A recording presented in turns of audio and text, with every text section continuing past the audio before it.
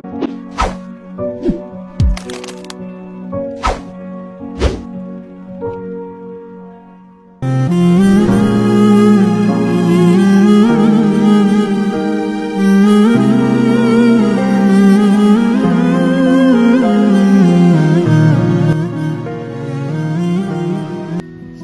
Maiti. Apa khabar, sihat tak? Saya nak tanya apa itu ilmu mukhtalif hadis? Waalaikumsalam. Alhamdulillah sehat. Jadi ilmu mukhtalif hadis ini adalah ilmu yang membincangkan berkaitan dengan hadis-hadis yang dianggap pada makna zahir tetapi makna sebenarnya bersepakat. Oh, faham. Mari kita bincang dengan lebih lanjut tentang ilmu mukhtalif hadis ini dalam kelas dengan kawan-kawan. Cuba dengar. Dia akan pilih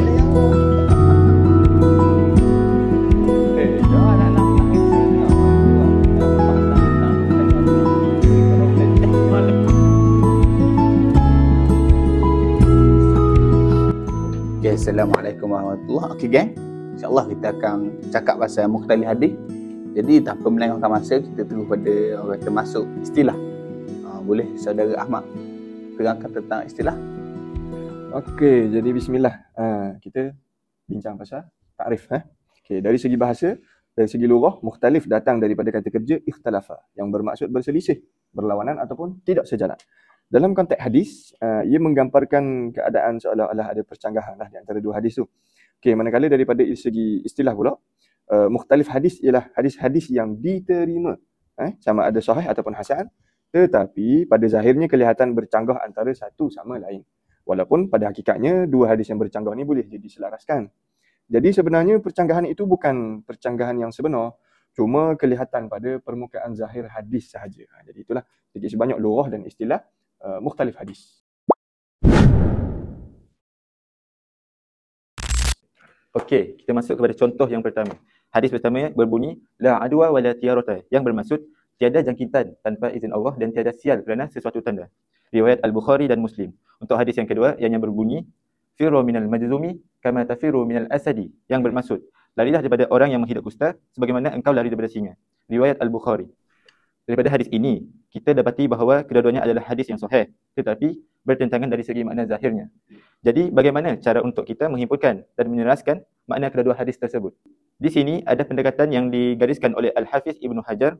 Sesungguhnya jangkitan yang dimasukkan dalam hadis pertama adalah jangkitan yang dinafikan dan tidak terbukti dengan sendirinya. Sebagaimana sabda Nabi Muhammad SAW, tiada sesuatu yang menularkan sesuatu yang lain. Okey, sekilas pandang, dua hadis ni nampak bercanggah. Satu kata tak ada jangkitan dan satu lagi berkata lari daripada penyakit kusta. Tapi menurut Al-Hafiz Ibnu Hajar, hadis pertama bermaksud tiada jangkitan yang berkuasa sendiri tanpa izin Allah. Maksudnya, penyakit tak bergerak dengan kekuatan dia sendiri kerana semuanya berlaku atas ketentuan Allah. Maksudnya hadis kedua pula, ianya bukan bermakna penyakit itu automatik menjangkiti orang lain. Tetapi sebaliknya ianya adalah saddu zara'i, iaitu langkah pencegahan macam SOP zaman moden. Nabi suruh menjauh sebagai usaha mengelakkan mudarat. Bukan kerana penyakit itu berkuasa mutlak. Jadi, bila kita gabungkan dua hadis ni, ia sebenarnya selari, bukan bercanggah. Saya nak tambah sikit boleh ke? Okey, dari sudut pembincangan ulama pun, dua hadis ini jelas menunjukkan keseimbangan antara tawakal dan juga ikhtiar. Hadis pertama mengajar kita bahawa segala sesuatu berlaku kerana Allah Subhanahu Wa Taala, bukan kerana sebab-sebab zahir semata-mata. Okey, manakala hadis kedua pula mengajarkan walaupun Allah yang menentukan kesemuanya, kita juga perlu tetap mengambil usaha dan langkah berjaga-jaga. Jadi dua hadis ni saling melengkapi dan tak menafikan satu sama lain.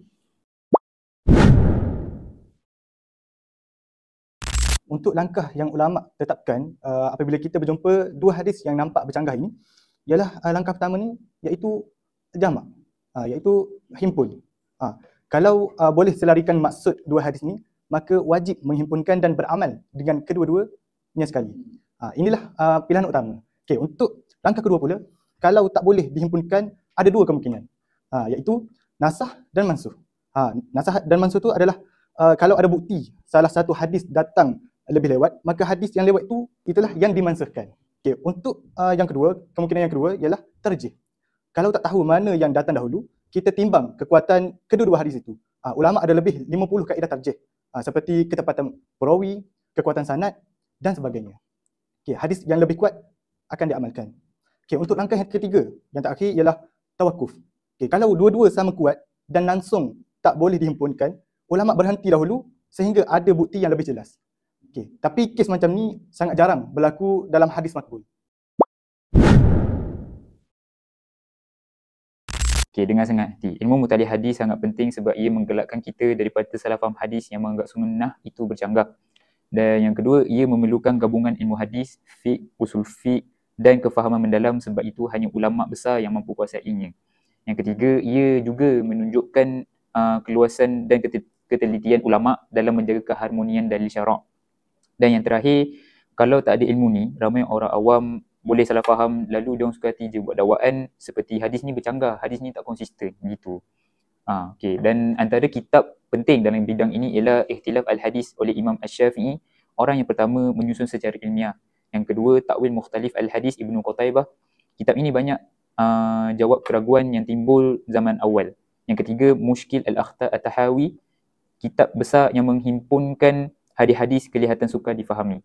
Kitab-kitab ini masih lagi menjadi rujukan sehingga hari ini.